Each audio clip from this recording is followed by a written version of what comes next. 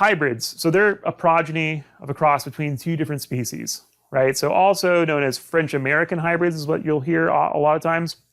And those are really, when you hear French American hybrid, what that actually means are the old hybrids. A lot of times people don't actually know what that means. So they just say French American hybrid. So they'll call Cayuga White a French American hybrid, but it's not. But like, remember what I said about phylloxera, how phylloxera got to France in the late 1850s and then nearly destroyed their industry in the late 1850s and 1860s. So what happened was they figured out that, okay, they're like, okay, well, these North American species of grapevine are tolerant of phylloxera and they're not dying. So initially they were like, all right, let's plant these North American varieties and make wine out of those. And then they're like, okay, well, that's disgusting. Those North American varieties are gross. But what they realized is that they could then breed the North American varieties with the Vitis vinifera that they were growing, and then create these hybrid vines. And then they plant those, and those were like pretty tolerant of phylloxera. So some of these things like Baca Noir, Cordec Noir, I think Marchal Foch was a hybrid from that period. Those are what we call French American hybrids. Those are the old hybrids. By the way, those French American hybrids existed in France in large quantity until like 1974, when I believe it was Charles de Gaulle who had he had a rip out program to rip all that stuff out and improve the quality of their wine industry. But Cordec Noir, which is a pretty unheard of hybrid, I've never seen it in the US. It exists, but in very small quantities for curiosity's sake. But Cordec Noir was the largest planted grapevine in France up until 1974, and then it shifted over to Cabernet Sauvignon after that. So when you hear French folks go like, "Oh, these hybrids, I would never," you're like, "Well, y'all did for a very long time." So yeah, it was very much in France for a very long time, and then they figured out though that they could graft. So initially they planted out these French American hybrids, and then they realized you could graft a rootstock to a scion, and then just put a North American rootstock in the soil, and then have Cabernet Sauvignon, Pinot Noir, whatever, up on top.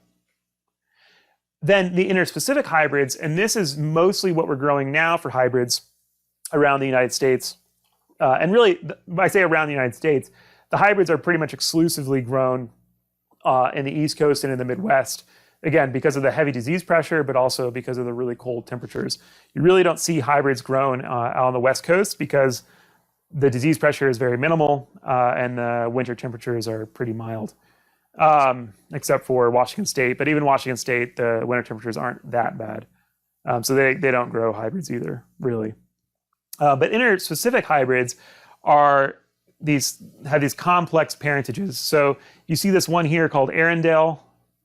This is a Cornell variety, and then back here you see all these numbered things, and those are all, some of them are numbered and some of them have names, but these are all the parents that went in to make this one variety, Arundel.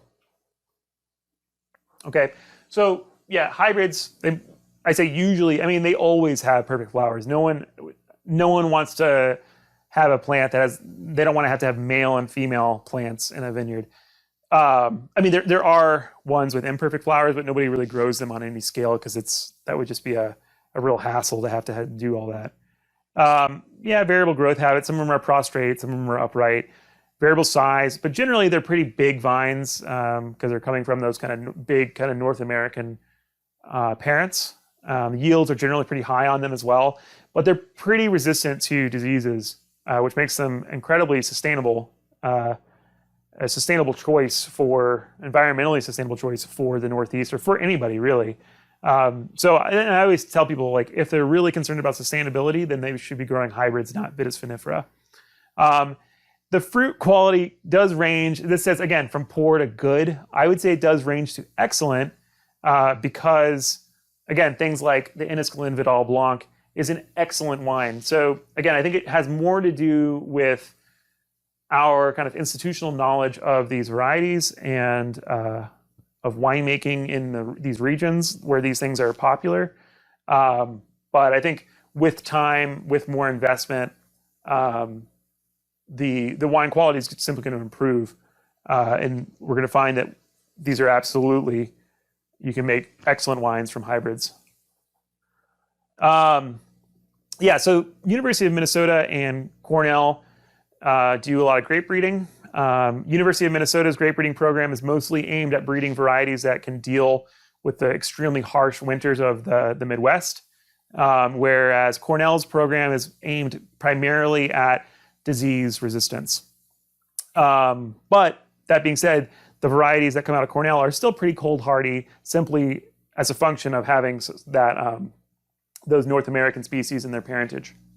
So here are a lot of the varieties you'll see out on the marketplace. So like Chambourcin, Baca Noir, Baca, which is a French one, Corot Noir, Marchal Foch, Frontenac, and Marquette are both from the University of Minnesota.